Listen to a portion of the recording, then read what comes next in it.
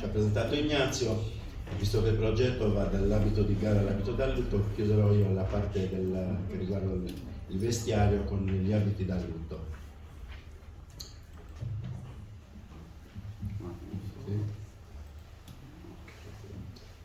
Come abbiamo visto, le gonne da festa, chi non le utilizza in un gruppo anche oggi, il colore festivo per eccellenza ormai è diventato il rosso. Quindi la gonna di abbordao plissettata al rosso è la gonna festiva. Ok. Indossata in diversi modi, ma è sempre la gonna festiva piegata al rosso. Sovrapposte le gonne una all'altra per dare quei famosi volumi che servivano per non delineare più di tanto la sagoma della persona. E questo era appunto per l'abito festivo. Sabordau veniva utilizzato da tutta la parte meridionale della Sardegna, oltre che per le fodere anche delle altre parti, diciamo così. Quindi il popolo, una volta che si facevano queste gonne, anche perché ne possedevano anche 7, perché magari capitava un qualcosa, restavano vedovi, rimaneva un figlio e per il marito si portava in a vita.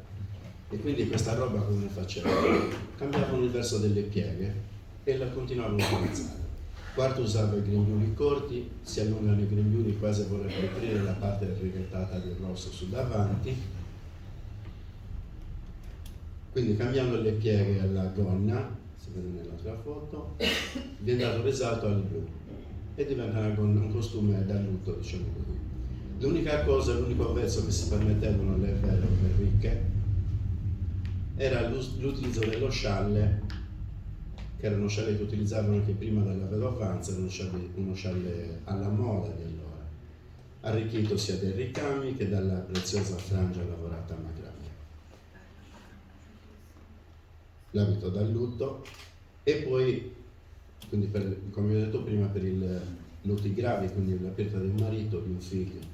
E poi c'era un abito che veniva portato in dote al matrimonio, che era quello da mezzo lutto, che serviva per parenti di secondo grado per andare a fare visita anche a casa del morto.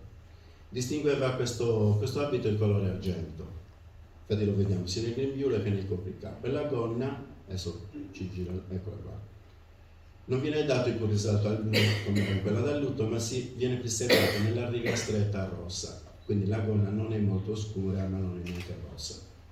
Il particolare del costume è appunto l'argento e questo è un fazzoletto da mezzo lutto. Il lutto maschile, oltre al classico colore nero, era caratterizzato dal fazzoletto legato sopra il saberrita.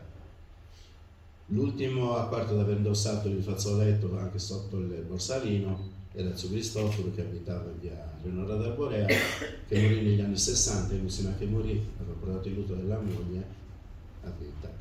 Ci dovrebbe essere una foto, ecco, questo è il particolare del fazzoletto legato sopra il saberrita. Poi abbiamo il lutto civile, cioè le persone molto ricche abbandonavano il costume e si confezionavano un abito ex novo, completamente in lana di seta, e i capi che completavano il costume erano tutti in seta operata. Questo è un abito originale lo stesso, un abito davvero, va da lutto.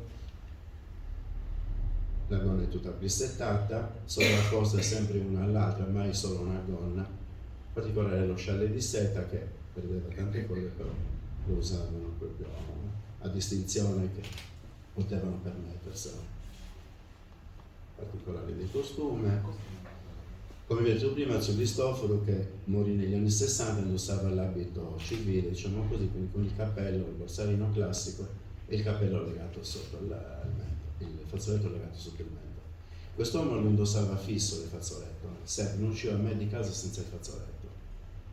Io lo ricordo da piccolino, perché le uniche due persone che io ho conosciuto erano quello lì e un altro che abitava qui vicino, a Piazza 4 Novembre, sì, era molto grande. L'altro signor Rui, me lo ricordo perché gli facevamo le commissioni, noi facevamo andare i bambini del vicinato per le commissioni, e lo ricordo quest'uomo, noi da bambini restavamo stupiti a vedere quest'uomo anziano con questo fazzoletto sempre legato, quindi era una moda rimasta. Ah, è vero, ma questo non mi verrà. No, quindi il lutto, oltre a tutti i particolari riti che si facevano nelle case, i vari usatitius e tutto quanto, la cosa che colpiva di più erano queste corone che siamo riusciti a salvare dalla distruzione, che venivano portati, si preparavano appunto per guardare, diciamo, il catafalco, si portavano poi in cimitero per il periodo dei morti insieme al ritratto del defunto e poi si riportavano a casa. Il scoffino di lutto, qui ne abbiamo 3. In quello centrale si portava su gambali. Su gambali era una sorta di corona fatta con dei fiori. Quando il bambino a morire era un bambino piccolo si mettevano soltanto dei fiori di carta o fiori freschi. Quando a morire era una persona, un fidanzato o una fidanzata, quindi un ragazzo giovane, su gambali lo faceva la madrina e lo portava al capezzale del ragazzo o della ragazza, e oltre ai fiori in questa gambale si mettevano anche tutti i gioielli che il ragazzo aveva avuto il giorno del fidanzamento. Oltre alle particolarità di questo, lo scopo era quello di vedere se i parenti avevano messo tutto quello che era stato donato, in modo che dopo il funerale ogni parente si riportava indietro quello che era stato donato. Gli altri 2 coffini più grandi si usavano per portare il pranzo a casa dei morti, perché non si doveva vedere quello che portavano a casa del defunto. Sono bellissimi, questa è una panoramica della mostra.